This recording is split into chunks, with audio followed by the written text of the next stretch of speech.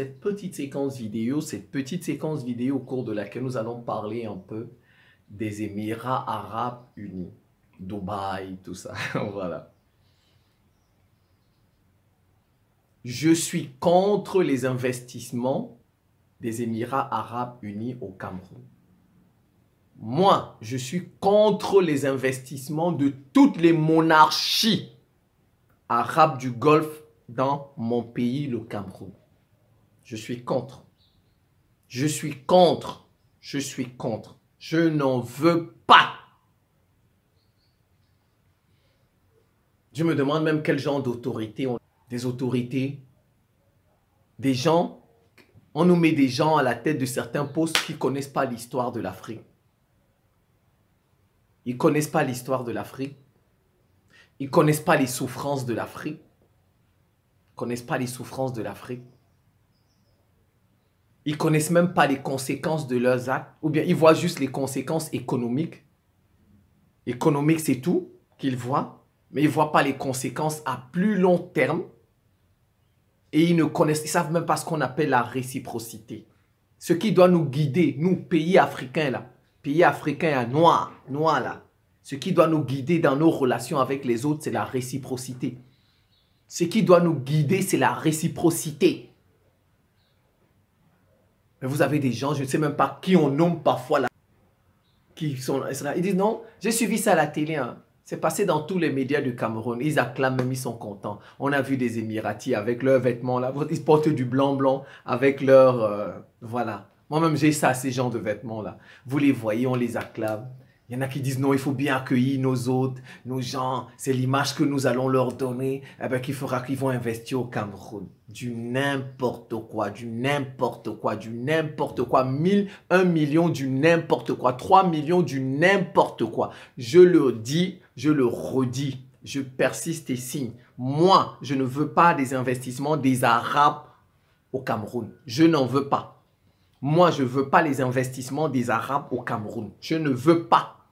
Qu'ils soient libanais, qu'ils soient ceci. Allez juste voir les Libanais. Les Libanais, ils dominent maintenant presque partout. Au Gabon, ils dominent. En Côte d'Ivoire, ils dominent. En Guinée, ils dominent. Au Tchad, ils dominent.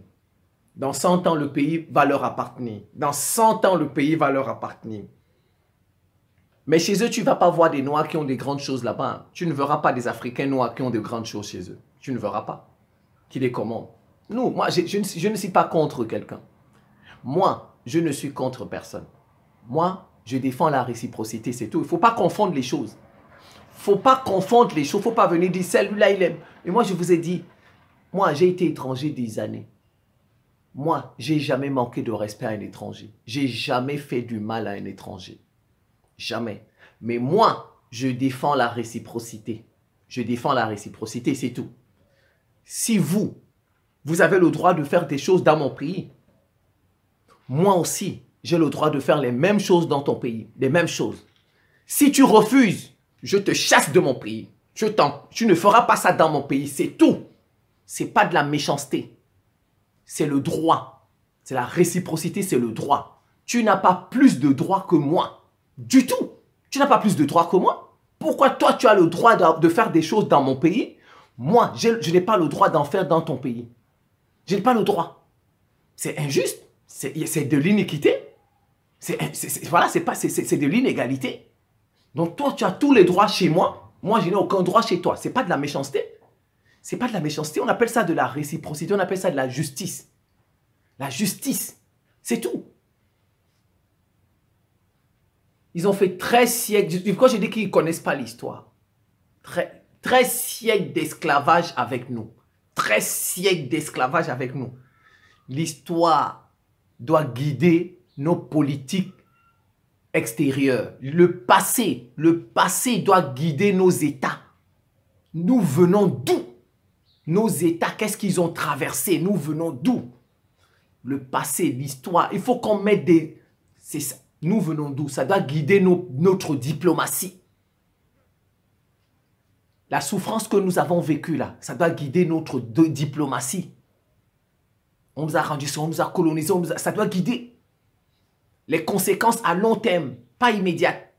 Les conséquences à long terme doivent guider notre diplomatie et la réciprocité.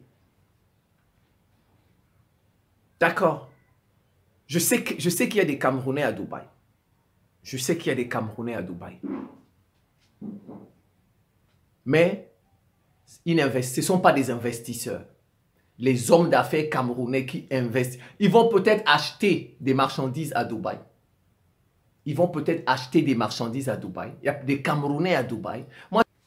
Mais les Camerounais qui sont à Dubaï, ils ont peut-être une boutique, un restaurant, voilà. Mais ils n'ont pas de grandes entreprises. Ce ne sont pas de grands investisseurs.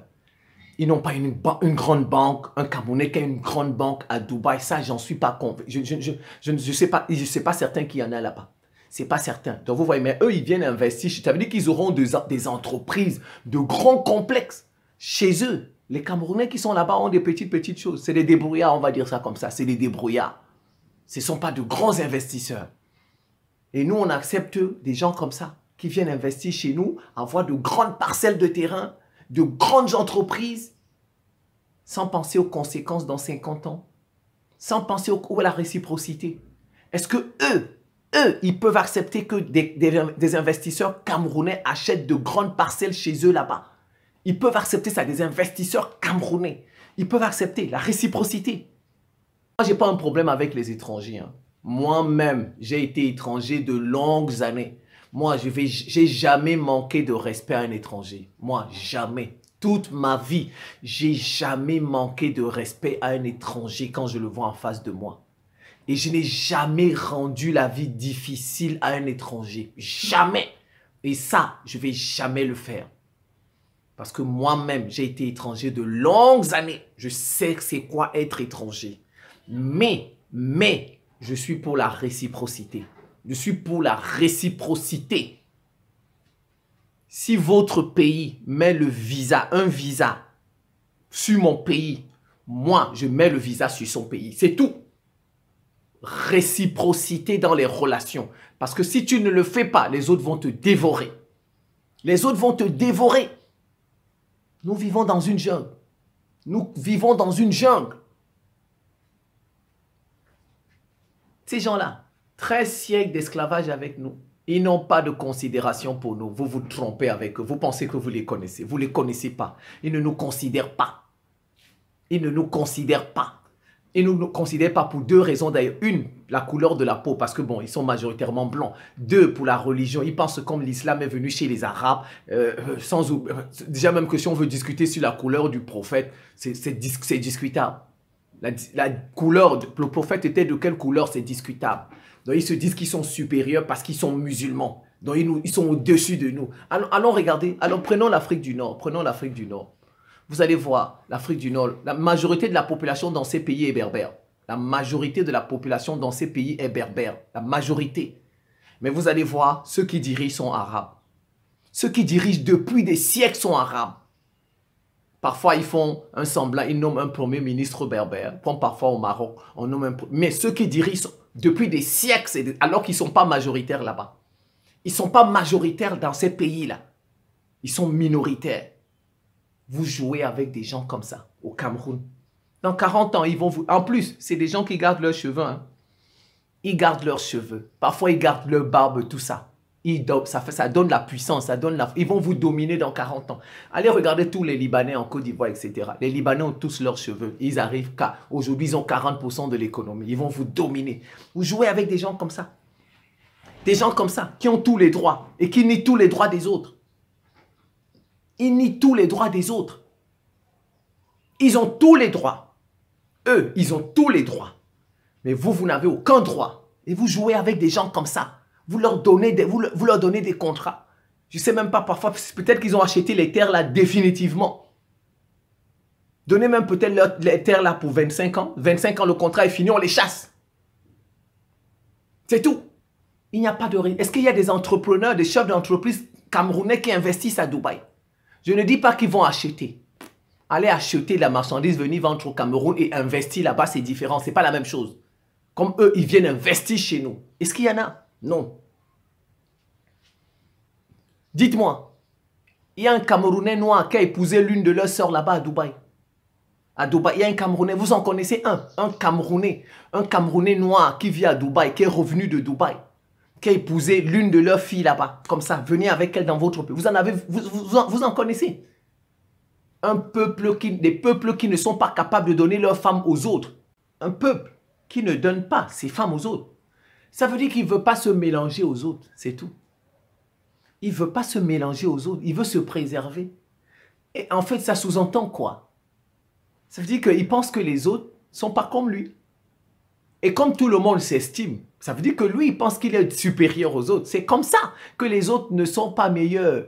Les autres ne sont pas bons. Les autres, c'est la racaille. Voilà, c'est comme ça qu'il voit. Un peuple qui ne donne pas ses filles aux autres, ça veut dire qu'il se surestime, il se surévalue, il se pense supérieur aux autres, au point que il ne peut pas se mélanger aux autres, il ne peut pas donner sa fille aux c'est des moins que rien. Parce que de toutes les façons, il va donner sa fille à quelqu'un. N'est-ce pas? On ne donne pas sa fille à n'importe qui. On donne sa fille à quelqu'un dont on estime qu'il peut apporter. Voilà, c'est comme ça, c'est tout. Donc, c'est des gens qui pensent qu'ils nous dépassent, qui ne veulent pas se mélanger aux autres. Ils pensent que nous... au fond, ce sont eux. Donc, c'est un peuple qui n'estime pas les autres. Donc, un peuple comme ça est dangereux. Un peuple comme ça est dangereux. Ça veut dire qu'il peut vous exterminer. Parce qu'il trouve que vous êtes inférieur à lui. Il peut vous exterminer. C'est un peuple dangereux. Moi, je préfère encore la France. Moi, si je dois choisir entre ces gens-là et les Français et les Occidentaux, moi, je choisis les Occidentaux. Moi, je choisis la France. Je suis contre les Occidentaux. Mais si vous me mettez sur une balance, les Occidentaux et les Arabes, je prends les Occidentaux. Les Occidentaux, ils vous tuent même pour le progrès. Ils vous tuent pour faire avancer l'humanité. Je préfère quelqu'un comme ça. Ceux-là, ils vous tuent gratuitement. Ils vous tuent 13 siècles d'esclavage. Ça fait, dites-moi, les Occidentaux ont fait 4 siècles d'esclavage avec nous. 4. Et ils en ont fait 13. Ça veut dire que si les Blancs, les Occidentaux n'étaient pas venus, jusqu'à présent, on serait esclaves de ces gens-là. Jusqu'à présent, et ils ont arraché tout le continent. Regardez toute l'Afrique du Nord. Ils ont arraché l'Algérie, ils ont arraché tout. Tout. C'était pas leur terre. Ils ont tout arraché. Tout. Ils n'acceptent même quand ils sont une minorité. Ils n'acceptent même pas que les Noirs... C'est ce qui se passe au Mali. Au Mali, il y a les Touaregs, les Arabes. Ils sont combien? Vous allez voir, ils sont même pas... Je vous dis, ils sont même pas 1 million. Ils sont même pas 1 million. Le Mali a plus de 18 millions d'habitants. Près de 20 millions même. Le Mali a près de 20 millions d'habitants. Au Mali, 20 millions d'habitants. Eux, ils sont même pas, les Arabes, là, les Touaregs, ils sont même pas 1 million. Mais vous voyez, ils veulent dominer les Noirs maliens. Ils veulent dominer les Noirs maliens. C'est pourquoi vous voyez Azawad là. C'est ça, parce qu'ils ne supportent pas que les Noirs les commandent. Ils sont dominateurs, ils sont impérialistes. Impérialistes. Je vous donne un Français. Moi, aujourd'hui, si je vais en France, je peux épouser une Française tout de suite. Il n'y aura pas de problème, il n'y aura pas de conditions. Un peuple qui n'est pas capable de donner ses filles aux autres n'est pas un bon peuple. Ça doit être un critère. Avant d'accepter les investissements des étrangers chez nous, il faut se questionner d'abord sur ces peuples-là. Il ne faut pas avoir l'argent. Les Noirs sont tellement idiots, bêtes. Il ne faut pas avoir l'argent. Ils voient d'abord l'argent. Ils disent que ça va donner des retombées économiques. Oui, il y aura du travail, on va réduire le chômage, mais ça c'est ponctuel. Ça c'est ponctuel. À long terme, ils vont vous dominer chez vous. À long terme, ils vont venir chez vous. Eux, ils ont le droit de prendre vos femmes. Quand ils vont arriver là, ils vont coucher avec les Camerounaises. Ils vont coucher avec elles. Mais toi, tu ne verras même pas leur sœur. Tu ne verras même pas leur sœur. Et même leur enfant là qu'ils vont faire avec une Camerounaise ne peut pas épouser un Camerounais. Leur fille qu'ils ont couché avec une Camerounaise, ils ont mis au monde là. Leur fille là, tu ne la verras même pas. Ils préfèrent prendre sa fille, donner à son frère émirati, que le frère de sa femme épouse sa fille. Mais eux, ils ont le droit de prendre les femmes des autres. Tu ne peux pas prendre leur femme. Soit il faut que tu aies beaucoup d'argent ou que tu te convertisses à leur religion. Eux, après vous allez voir, ils vont construire des mosquées au Cameroun. Ils vont construire des mosquées au Cameroun. Mais tu ne peux pas construire une église chez eux. Tu ne peux pas. Moi, je n'ai pas un problème avec les religions. Donc, si vous venez là, vous allez me dire que moi, allez regarder toutes mes vidéos, je soutiens les religions. Mais je ne soutiens pas les hommes. Ce sont les hommes qui font la religion. Donc, il faut la réciprocité. Ce sont des hommes qui ont décidé que les Camerounais ne vont pas épouser les femmes émiraties. Ce sont des hommes qui ont décidé. La religion, on peut la remettre en question. On peut la critiquer. On peut la revoir là. C'est comme ça. Un peuple qui n'est pas capable de donner ses filles aux autres. Un peuple qui n'est pas capable de donner ses filles aux autres est un peuple dangereux. C'est un peuple dont vous devez vous méfier. C'est un critère. Ce peuple, il est 20 fois plus méchant. Je vous dis, ces gens-là, ils sont 20 fois plus méchants que les Occidentaux. Et ce n'est pas pour rien que les Occidentaux sont premiers. Dieu, le hasard n'existe pas. Le hasard n'existe pas. Dieu n'a pas mis les Occidentaux devant pour rien. Vous pouvez épouser une Occidentale, elle ne va pas vous demander de changer votre religion. Elle ne va pas vous demander, elle ne va rien vous demander. Rien.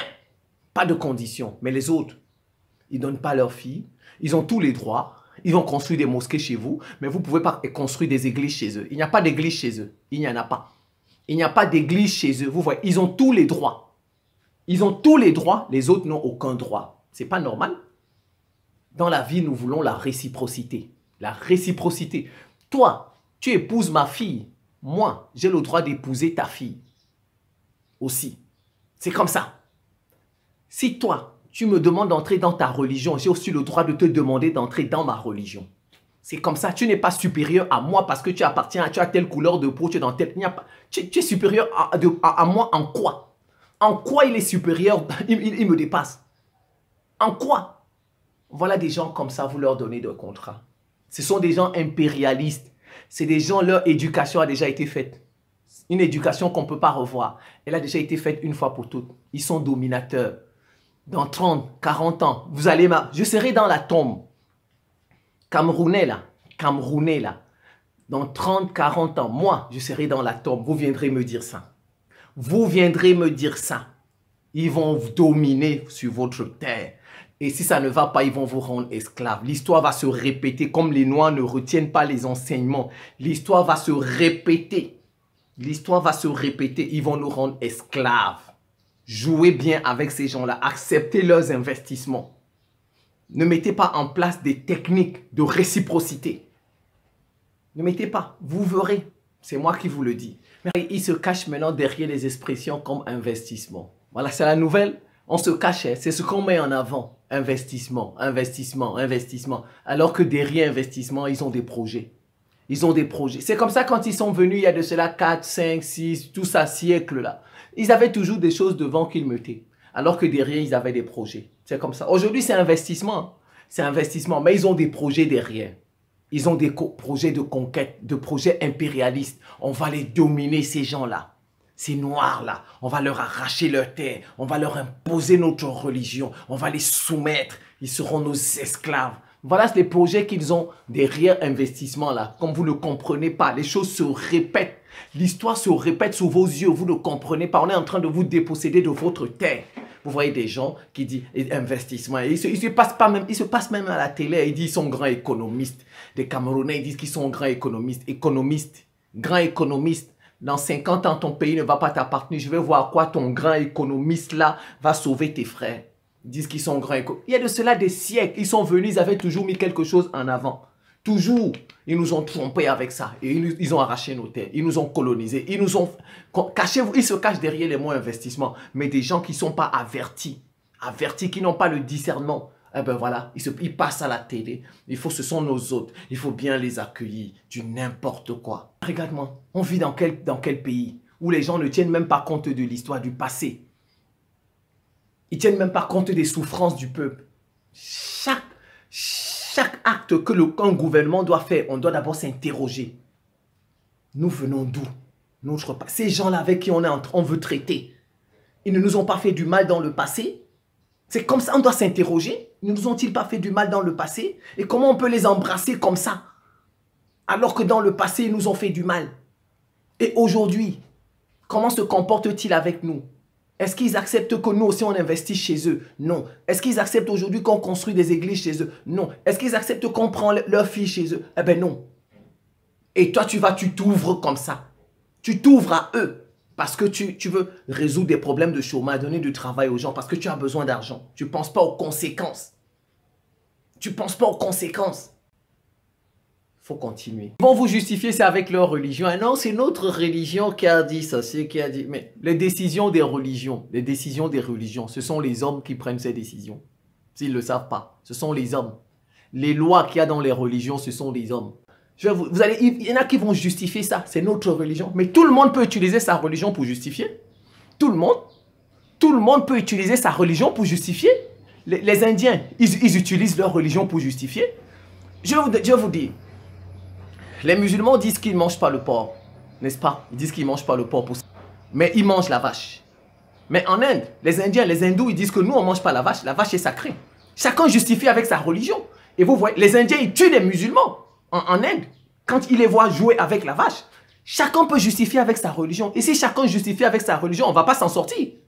On ne va pas s'en sortir, ce sera la guerre tout le temps. Vous voyez Israël. Israël justifie avec sa religion et tue les Palestiniens tous les jours. Israël justifie avec sa religion. Israël dit, ici, il y avait le temple de nos ancêtres. Ici, il y avait le temple de nos ancêtres. C'est les lieux saints de nos ancêtres. Nos pères ont marché ici. C'est notre religion qui nous a dit ça. Donc, on ne veut pas de Palestiniens ici. Il les tue. Chacun peut justifier avec sa religion. Donc, si chacun veut utiliser sa religion pour justifier quoi que ce soit, on ne va pas s'en sortir. On ne va pas s'en sortir. C'est pourquoi dans la société, nous vivons dans des sociétés où il y a tout le monde. Donc, on prend des lois qui permettent à tout le monde de trouver son compte. Que l'on soit bouddhiste, que l'on soit musulman, que l'on soit kémite, c'est comme ça qu'on vit dans une société. On ne vit pas dans une société pour que telle religion triomphe. Voilà, donc je ne veux pas d'investissement comme ça au Cameroun. Je ne veux pas. Je ne veux pas d'investissement de ces gens-là au Cameroun. Je ne veux pas. Un peuple qui ne peut pas vous donner ses filles. Un peuple qui ne peut pas donner ses filles gratuitement à d'autres peuples, il est mauvais. C'est un mauvais peuple.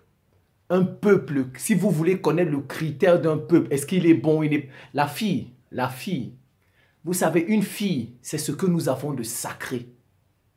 Regardez dans une famille, vous allez voir le garçon, on peut le laisser aller jouer au ballon loin. Mais une fille, dès qu'elle sort un peu comme ça, on lui dit, tu vas où?